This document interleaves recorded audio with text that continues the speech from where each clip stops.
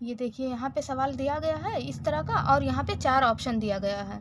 तो हमसे पूछा गया है कि इसमें कौन सा ऑप्शन सही है। तो चलिए सबसे पहले हम सवाल को जब सॉल्व करेंगे तभी इसका आंसर हमको पता चल पाएगा कि क्या सही है इसका। तो चलिए सॉल्व करते हैं। तो यहाँ पे देखिए इस तरह से लिखा हुआ है, तो आप इसको सबसे पहले इसको ऐसे मल्टीप्लाई करते हैं। तो इसको 4 तिया 12 और एक ये प्लस में है तो 13 कर देंगे। तो यहाँ पे हो जाएगा 13/4 का पावर 4 माइनस, और यहाँ पे क्या है 4 तिया 12 और एक ये 13 है यहाँ पे भी, तो 13 का पावर 13/3 है। और जब इसको ब्रैकेट में करके पावर 4 लगा हुआ है, और जब इसको बटे में करेंगे तो क्या हो जाएगा 4 तिया 12 और एक ऊपर 13, तो यहाँ पे 13 लिख देंगे, 13/4 का स्क्वायर माइनस, और यहाँ पे क्या है 4 तिया 12 और एक ये 13 है ना, तो फिर यहाँ पे 13 हो जाएगा और अपॉन 3 हो जाएगा। और यहाँ पे भी यहाँ पे 4, यहाँ पे स्क्वायर लगा देंगे क्योंकि यहाँ पे स्क्वायर लगा है। तो आप इस तरह लिख लेंगे, पहला स्टेप हो गया। अब इसको देखिए, इसको हम इस तरह भी तो लिख सकते हैं। देखिए यहाँ पे हम कर लेते हैं, देखिए इसको हम इस तरह भी लिख सकते हैं 13/4, इस तरह से लिख सकते हैं हम। और यहाँ पे पूरे पे स्क्वायर लगा देंगे, इस तरह हम लिख सकते हैं। और इसको भी इसी, क्योंकि जब इसको इससे मल्टीप्लाई करेंगे तो फिर 4 हो जाएगा, और यहाँ पे 4 है ही, तो हम इसको इस तरह से लिख लेंगे। और यहाँ माइनस है तो माइनस लगा देंगे, और इसको भी सेम हम उसी तरह लिख लेंगे। यहाँ 13/3 स्क्वायर, और यहाँ पे बड़ा वाला स्क्वायर करके यहाँ पे 2 लगा देंगे, है ना, क्योंकि सेम ही चीज़ लिखा है। इस तरह से अगर लिखा होता है तो ये दोनों मल्टीप्लाई हो जाता है, तो यहाँ पे 4 हो जाएगा। जैसे यहाँ पे 4 लिखा है सेम वैसे ही लिख देंगे।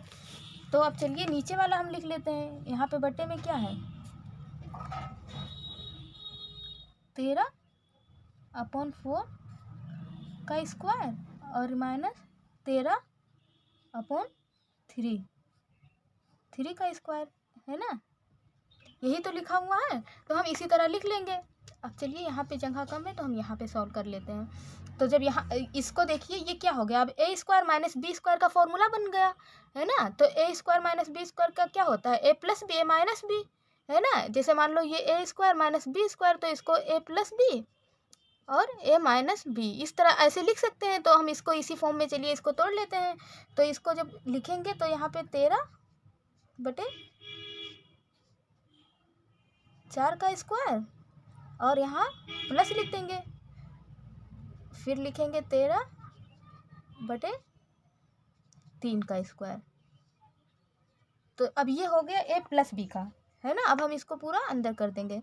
अब इसी तरह इसको a माइनस बी लिख लेंगे, a plus B a minus B के फॉर्म में अगर खोलेंगे तो अब यहाँ पे 13/4 का स्क्वायर माइनस 13/4 का स्क्वायर, फिर हम इसको बड़े ब्रैकेट में कर देंगे, और नीचे जो लिखा है वही लिखा रहने देंगे।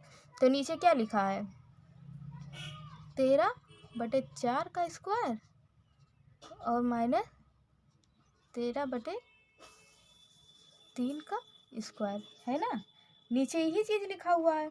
तो अब क्या करेंगे, देखिए ये इससे जो है जो चीज़ ये लिखा हुआ है वही चीज़ ये भी लिखा हुआ है, तो ये इससे कट जाएगा, है ना। ये जो है 13/4 का स्क्वायर और फिर माइनस 13/3 का स्क्वायर, यहाँ पे 3 रहेगा। तो अब देखिए ये इससे कट जाएगा, तो इसको इससे कट कर देंगे। अब क्या बचा, अब ये बच गया, अब ये बच गया। तो हमसे इसका जो है वर्गमूल पूछा है ना, हम इसका वर्गमूल कर देते हैं। सवाल में हमें इससे इसका वर्गमूल पूछा गया है।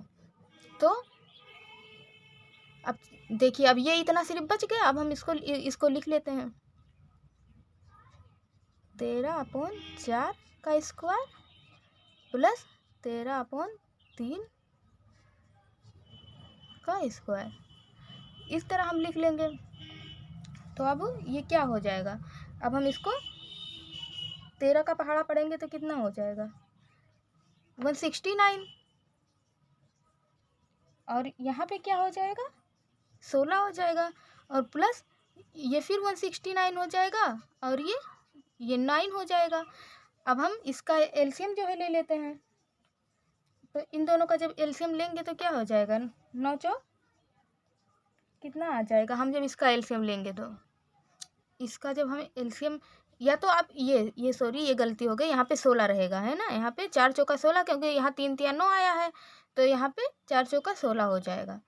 तो अब हम क्या करेंगे, यहाँ पे भी 169 है, यहाँ पे भी 169 है तो हम इसको कॉमन ले लेते हैं। तो यहाँ पे 169 यहाँ पे ले लेंगे और यहाँ पे बच जाएगा 1/16 और प्लस 1/9 ये बच जाएगा यहाँ पे।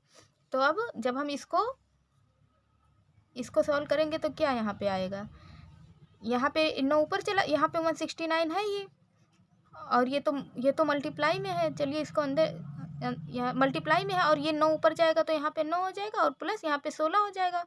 और 9 को जब 16 से मल्टीप्लाई करेंगे तो कितना हो जाएगा 9 चौक 36 का 4 हासिल 9 9 चौक 54 का 4 हासिल 5 आ जाएगा और 9 एकम 9 और 5 कितना हो जाएगा 14 हो जाएगा। तो यहाँ पे 144 आ जाएगा है ना, क्योंकि ये वाला 9 यहाँ पे गया और ये 16 यहाँ पे गया तो अब ये दोनों ऐड हो जाएंगे यहाँ पे।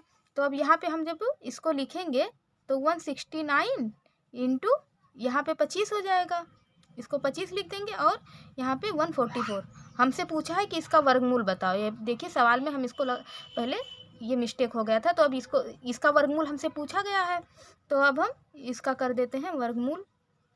तो जब इसका वर्गमूल करेंगे तो क्या आ जाएगा, यहाँ पे ये किसका वर्गमूल आ रहा है 13 आ जाएगा इसका है ना, क्योंकि यहाँ पे देखिए 13 इंटू 13 इसका जब हम स्क्वायर किए थे तभी तो 169 आया था तो ये 13 आ जाएगा और ये मल्टीप्लाई में है तो इसको मल्टीप्लाई में कर देंगे और ये इसका 5 आ जाएगा तो इसका 5 यहाँ लिख देंगे और यहाँ आ जाएगा ये 12 का 12 पर ये में 144 होता है, 25 होता है और 13 इसका 169 का 13 होता है।